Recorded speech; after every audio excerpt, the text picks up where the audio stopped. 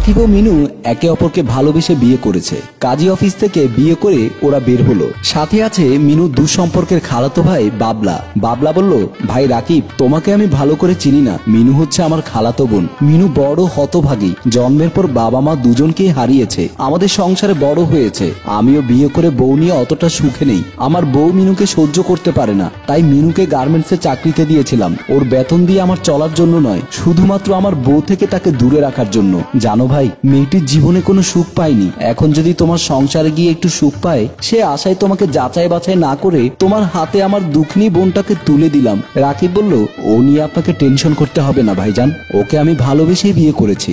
আশা করি আমার সংসারে সুখে থাকবে, আপনি শুধু আমাদের জন্য দোয়া করবেন। মিনু বলল, ভাইয়া তুমি ভালো থেকো, আমাকে নিয়ে কোনো টেনশন করিও না, আমি স্বামী সংসারে আশা করি সুখে থাকবো। তুমি নিজের প্রতি যত্ন নিও, আর পারলে মাঝে মধ্যে এই দুঃখিনী বোনটাকে একটু দেখতে যেও। বাবলা বলল, রাকিব তোমার ঠিকানাটা দাও, আমি মাঝে মধ্যে যেন গিয়ে তোমাদের দেখে আসতে পারি। রাকিব বলল, ভাইয়া আমি তো বাবা মার একমাত্র আদরের ছেলে, আমি যেহেতু ওদের অমতে বিয়ে করেছি, তাই এখন মিনুকে আমার ঘরে তুলতে পারবো না, আমি আমার পরিচিত এক আত্মীয়ের বাসায় তুলবো। বাবলা বলল, সেই ঠিকানাটা আমাকে দাও। রাকিব বলল, ভাইয়া ঠিকানা আমার এখন মনে নেই। বাবলা বলল, তাহলে তোমরা কিভাবে ওদের বাসায় যাবে? রাকিব বলল, ফোন করে ঠিকানা জেনে নিব, আর ঠিকানা জানার পর আপনাকে আমি ঠিকানা দিয়ে দেব। বাবলা বলল, আচ্ছা ঠিক আছে, তাহলে তোমরা যাও, আমাকে ফোন করে ঠিকানাটা জানিয়ে দিও। বলেই মিনু ও রাকিব বাবলাকে সালাম করে চলে গেল। মক্ষী রানী নার্গিস বেগম বসে বসে পান খাচ্ছিলেন, পাশে বসা হেলাল শিকদার। নার্গিস বেগম বলল, কিরে হেলাল, তুই কি এখান থেকে যাবি না? হেলাল শিকদার বলল, যাবো, যে কাজে এসেছি সেই কাজটা তো হলো না। নার্গিস বেগম বলল, তোর পকেটে টাকা নেই, তুই মেয়ে নিয়ে ফুর্তি করবি কিভাবে? হেলাল শিকদার বলল, কেন, বাকিতে?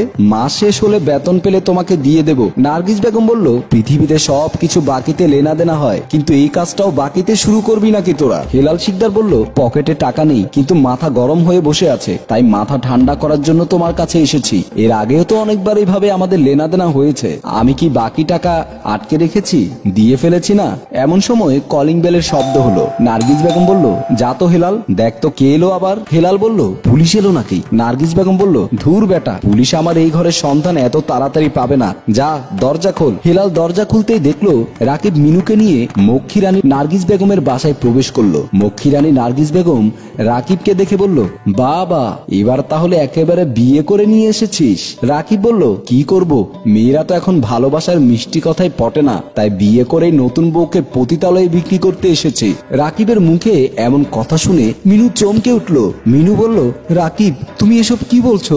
রাকিব বলল, এটা আমার পেশা, আমি গ্রামে গ্রামে ঘুরে গরিব অসহায় মেয়েগুলোকে বিয়ে করে কখনো ভারতে পাচার করে দেই, কখনো এরকম পতিতালয়ে বিক্রি করে দেই। মিনু বলল, রাকিব তোমাকে ভালোবেসে আমি বিয়ে করেছি, তুমি আমার সাথে এমনটা করতে পারলে? রাকিব বলল, আমাদের মতো ছেলেদের কাছে ভালোবাসা প্রেম এগুলো শুধুমাত্র অভিনয়। মক্ষী রানী বলল, এত কথা কিসের, ধর তোর টাকা তুই নিয়ে চলে যা, আর বউকে আমার কাছে দিয়ে যা। বলেই মক্ষী রানী রাকিবকে 1 লক্ষ টাকার একটা বান্ডিল দিয়ে পাঠিয়ে দিল।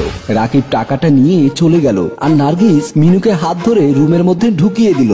নার্গিস বেগম হেলালের কাছে আসতেই হেলাল বলল, আমার 1 বছরের বেতনের টাকা সব তোমাকে দিয়ে দেব, এই মেয়েটার সাথে আমাকে শুধু একবার বাসর করতে দাও। নার্গিস বেগম বলল, একেবারে নতুন, আমি বুঝি তোকে বাকিতে দেব? আরে গাধা, ওকে তো আমি এখন একটা বড় ব্যবসায়ীর কাছে বিক্রি করে দেব। হেলাল শিকদার বলল, বড় ব্যবসায়ী কে? তার কাছে কত দিয়ে বিক্রি করবে? নার্গিস বেগম বলল, এই শহরের সবচাইতে পয়সাওয়ালা মমিন সাহেবের কাছে নতুন বউ বিক্রি করে দেব, সে কম করে হলেও আমাকে এই নতুন বউয়ের বিনিময়ে 1 লক্ষ টাকা এক কথাই দিয়ে দেবে। হেলাল বলল, ওরে বাপরে, এত টাকা আমি 2 বছরেও ইনকাম করতে পারবো না। নার্গিস বেগম বলল, তুই এখন চলে যা, আমি মোমেন সাহেবকে একটা ফোন করি। হেলাল শিকদারকে ঘর থেকে বের করে দিয়ে নার্গিস বেগম মোবাইলটা নিয়েই মোমেন সাহেবকে ফোন করতে লাগলো। মোমেন সাহেব অফিসে বসে বসে ফাইল দেখছিলেন। নার্গিস বেগমের কল দেখে বলল, কি ব্যাপার মক্ষী রানী, আজকেও কি নতুন কোনো পাখি এসেছে নাকি? নার্গিস বেগম বলল, নতুন কেউ না আসলে কি আপনাকে ফোন করি? মোমেন সাহেব বলল, যেটা এসেছে ওটা দেখতে কেমন? নার্গিস বেগম বলল, একেবারে খাসা, নতুন বউ, এখনো কারো হাতের স্পর্শ লাগেনি। মোমেন সাহেব বলল, তাহলে রেখে দাও, আমি এক্ষুনি চলে আসছি, তবে সাবধান, আমি আসার আগে যেন ওই জিনিস কারো হাতে না যায়। নার্গিস বেগম বলল, একেবারে যত্ন করে তুলে রেখেছি, তবে এই জিনিসের জন্য শুরুতে 1 লক্ষ টাকা পে করতে হবে। মোমেন সাহেব বলল, টাকা কোনো ব্যাপার না, তুমি বাসর ঘর রেডি রেডি করো, আমি চলে আসছি। বলেই মোমেন সাহেব মোবাইলের লাইনটা কেটে দিয়ে নার্গিস বেগমের বাসার উদ্দেশ্যে চলে গেল। নার্গিস বেগম ড্রয়িং রুমে মোমেন সাহেবের জন্য অপেক্ষা করছিল। মোমেন সাহেব এসে কলিং বেল টিপতেই নার্গিস বেগম দরজা খুলে দিল। মোমেন সাহেব নার্গিস বেগমকে দেখে একটা মিষ্টি হাসি দিয়ে বলল, এসেছে ভ্রমরা ফুলে বসে মধু পান করতে। মোমেন সাহেব বলল, এত কথা বলে লাভ নেই, ধরো তোমার 1 লক্ষ টাকা, আমাকে নিয়ে যাও সেই মেয়ের কাছে। নার্গিস বেগম বলল, আহা তর সইছে না বুঝি, আসুন আসুন, আপনাকে ডিরেক্ট বাসর ঘরে ঢুকিয়ে দেই। বলেই মোমিন সাহেবকে হাত ধরে বাসর ঘরে ঢুকিয়ে দিলেন। মোমেন সাহেবকে দেখে মিনু আরো জোরে জোরে কাঁদতে লাগলো। মোমেন সাহেব বলল, আহা কাঁদছো কেন?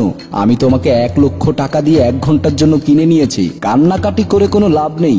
এসো আমার কাছে এসো, আমাকে খুশি করো। এমন সময় পেছন থেকে পুলিশ এসে মোমেন সাহেবের কলার চেপে ধরলো। পুলিশ দেখে মোমেন সাহেব ঘাবড়ে গেল। মিনু হা হা করে হেসে উঠল। ড্রয়িং রুমে আসতেই দেখতে পেল নার্গিস বেগম আর পুলিশ অফিসার বাবলা। পুলিশ অফিসার বাবলা বলল, অনেকদিন ধরেই এই সংঘবদ্ধ চক্রটাকে আমরা খুঁজছিলাম। রাকিব নামে ছেলেটির নামে অনেকগুলো মামলা হয়েছে। সে একজন নারী পাচারকারী চক্রের সদস্য, যার মূল হোতা হচ্ছে নার্গিস বেগম। রাকিব মিনুকে বিক্রি করে চলে যাওয়ার সময় আমরা তাকে হাতে নাতে গ্রেপ্তার করি। সে এখন আমাদের হেফাজতে আছে। আর এই মিনু হচ্ছে আমাদের তৈরি নারী ফোর্স। ধন্যবাদ মিনু তোমাকে।